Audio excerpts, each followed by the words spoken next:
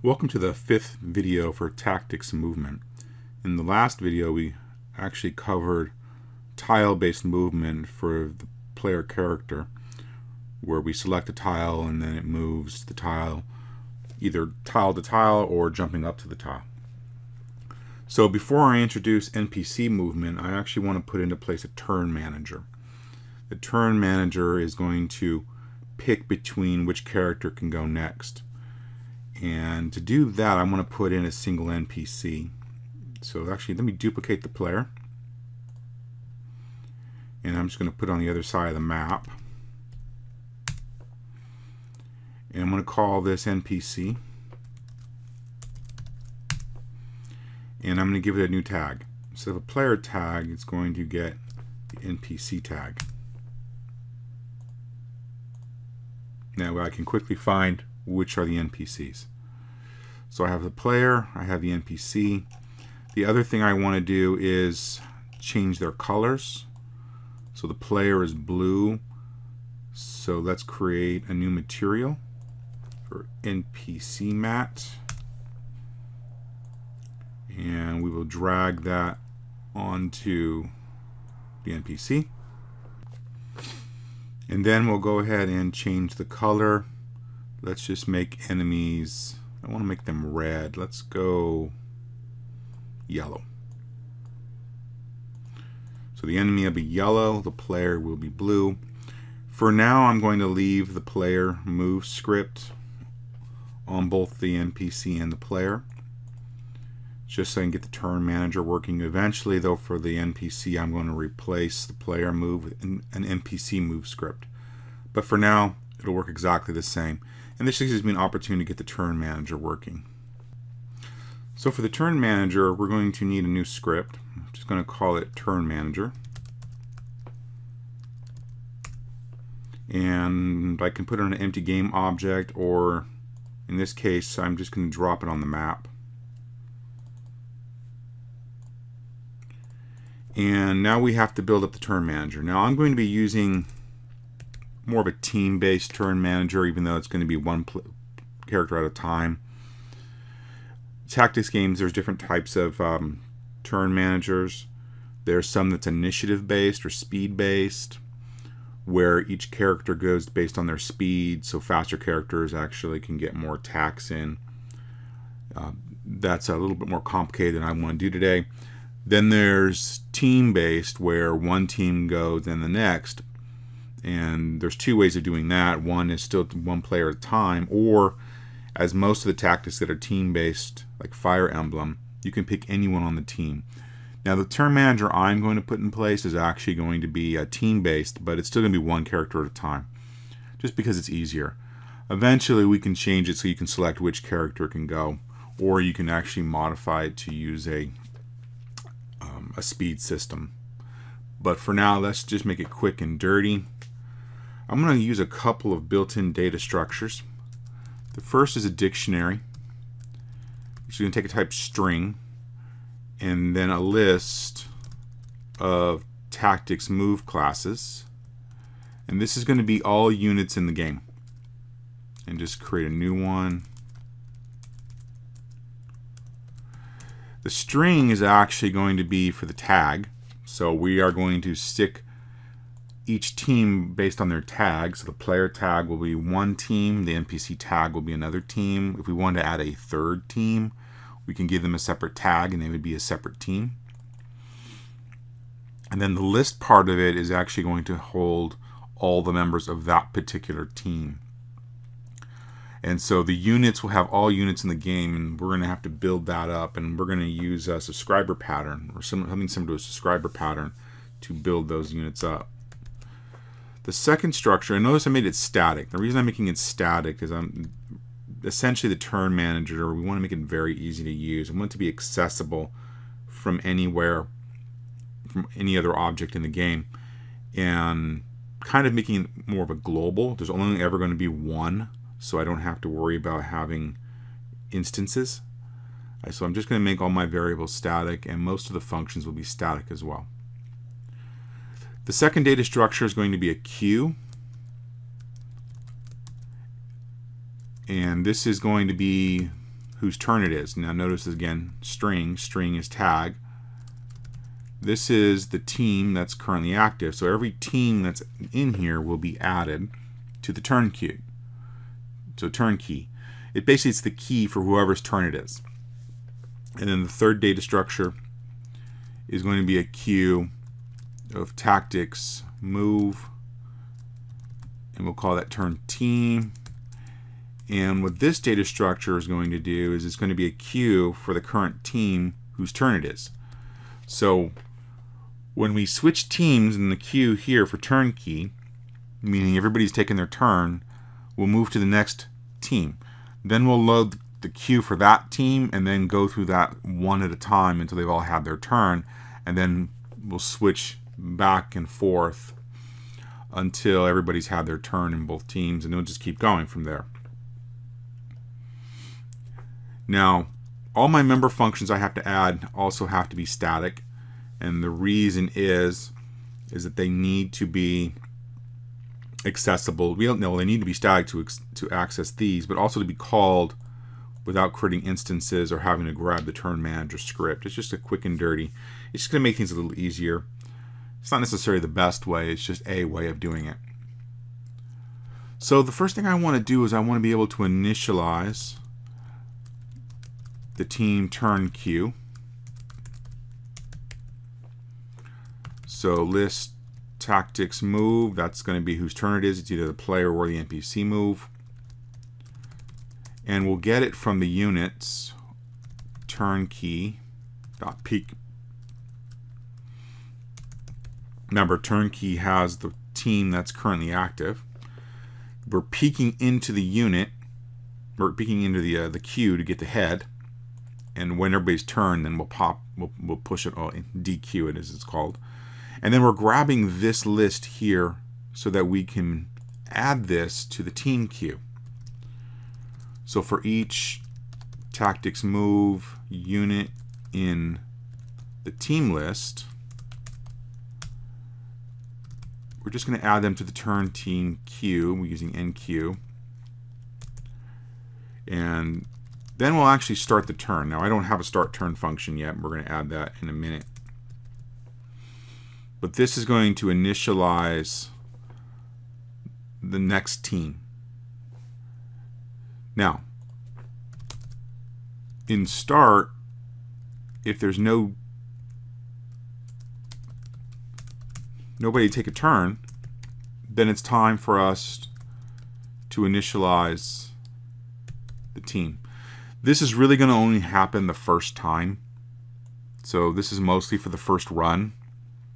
The first time it runs, it's going to go and try to initialize the team, and from there we'll be able to initialize and start moving forward.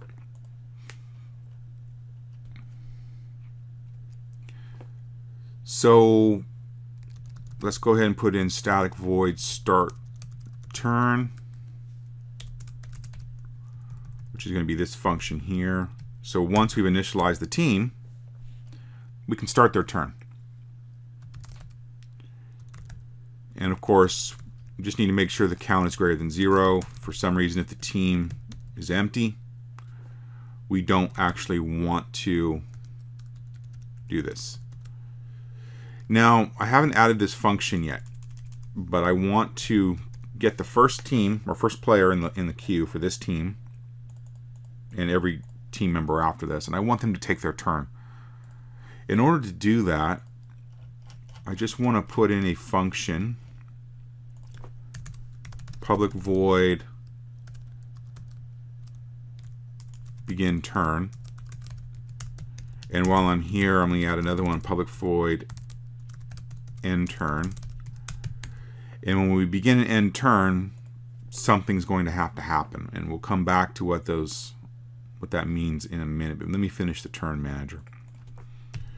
So now that I've done that, we look into the turn team queue, we peek to the first item, and we begin its turn. So that will call this function here, which will do anything it needs for that team to actually take its turn, which again we'll cover in a minute. in addition to start turn, we need an end turn. And this will actually be public because we want units, when their turn is over, we want them to end their own turn. And they're going to call the end turn function themselves. And what that's going to do is that that's actually going to remove that item from the queue. It's no longer his turn. He's done. We will call end turn, which we just added. So if there's any deinitialization that needs to happen, that's where it'll go. So we pull it off the queue, we end the turn, and then we look and see, is there anybody left on the team who needs to go? So we check to see if it's greater than 0. If the count is greater than 0, then we call start turn, and that will start the turn for the next item. Well, what if we finished everything? Well, if we finished everything, then we want to move on to the next team, and so we will pull that off the head. We'll pull it off the head of the queue. And just to make sure that we get that team another chance, we add it back to the queue. So we pull it off the head, and then we add it to the rear. So eventually it'll circle back around. So we're basically creating an infinite loop. Every team will take its turn one at a time and continue, because they'll continuously be added back. But they always go to the back. That lets the next team have its turn. So we've dequeued, we've added that completed team to the back. We now have a new team in front on the turn key. So we call init team turn queue, which goes back up to here, which grabs the list, fills in the queue, and starts the turn for the first element. And we do that every time we run out of a turn. So when we end a turn, the next guy gets its turn, or we load the next team and the first guy in that one gets its turn. So that way we're always moving from one to the other. Now there's one more function we need, and that function is how do we add a unit to this dictionary? How do we get a unit in there? And I would actually want to use what's called the subscriber pattern. I want the units to add themselves instead of doing a game object.find all game objects with tag. Instead of when a unit comes online, I want that unit to be responsible for adding itself. And so it'll call this public static function, which will then add it to the appropriate list in the dictionary. So first, we get the tactics move list. But before we actually assign it, we have to make sure that the units tag has been added to the dictionary. You do not want to access an item from a dictionary until it's been added, because otherwise you'll actually get an error. So if it has not been added to the dictionary, we create a new list because we've never added it before. And then we add that tag to the dictionary and assign the brand new list.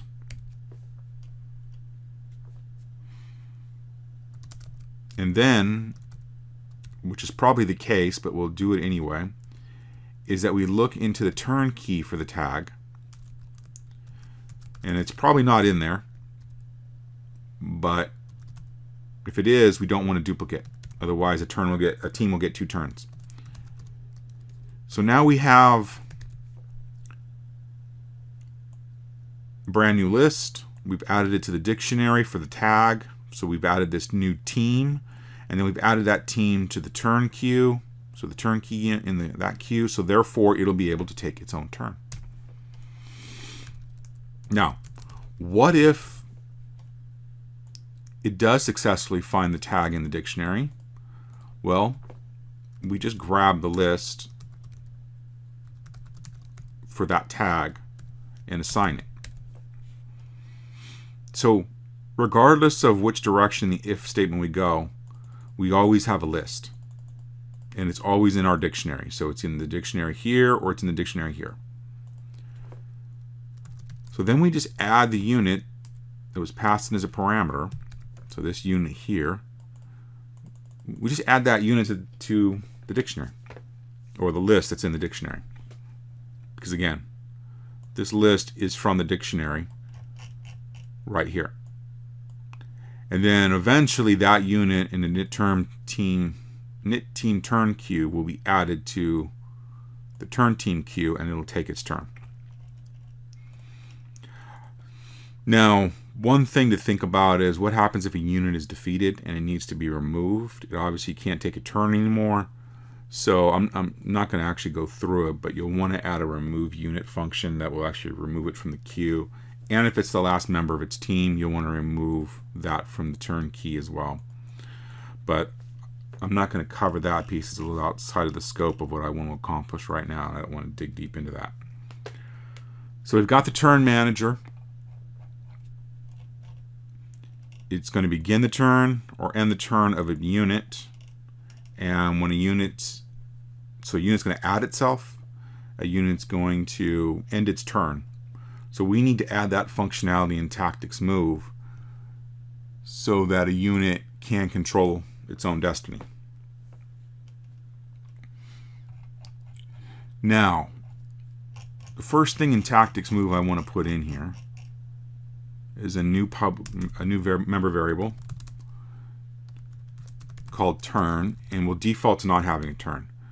So this is only true when it's this unit's turn.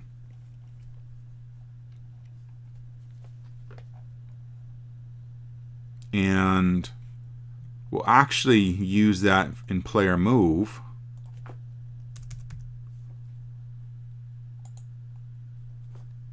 if it's not the unit's turn. Return. Don't execute the update function. Basically, don't move it or don't allow them to select. So if it's not their turn, they're essentially disabled even though they're still in the scene. They just can't move. Everything else about them is there. We'll have to do the same thing when we create the NPC move function. We'll have to add that as well. But essentially means it's not your turn to go, therefore don't do anything. The next thing we have to do in tactics move is when we call init, we have to add ourselves to the turn manager. So turn manager dot add unit, and we pass in this, which means this current tactics move object, as a parameter. So we're adding the current unit to the turn manager. And this is why we made it static, so we didn't have to get an instance of the turn manager first, because it's a class variable, and it's public. We just dot add unit. That will add the unit to the dictionary so that eventually it'll be able to take its turn.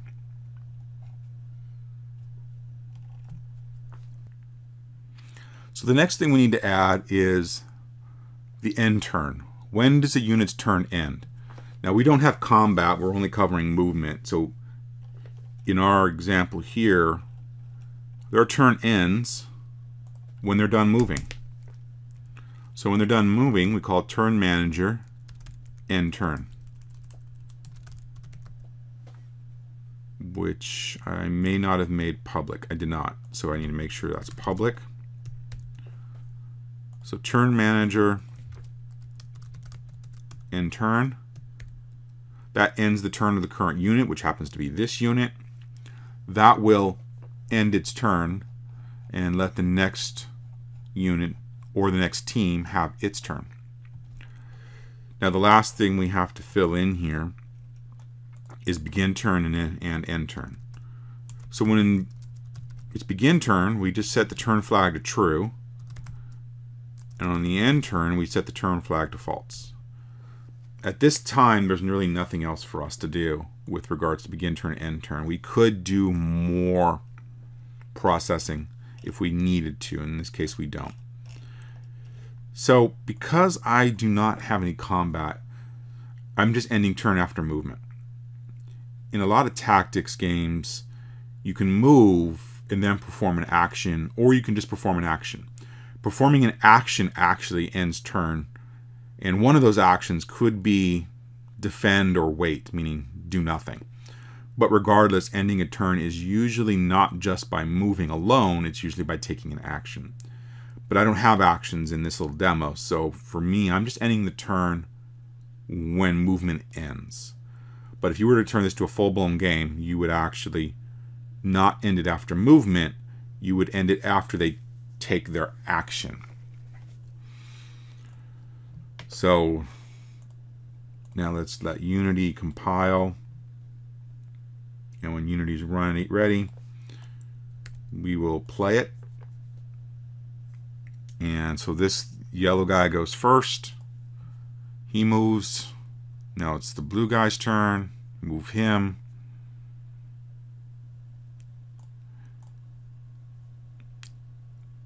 And we now have turn-based, in this case, movement, where each one takes a turn. You can also notice how they won't actually be able to walk through. Remember, we actually put that in for the adjacency list. You cannot enter a tile occupied by another object. So it blocks out tiles. Also, it modifies BFS, so if that tile is not available, it can't actually use it. So now that we have the turn manager working, we have turn-based movement, we can actually start looking at NPC movement using A star. So in the next video, we will finish up with A star and get the NPC moving all on its own instead of duplicating the player movement. So that's it for this video. See you in the next one.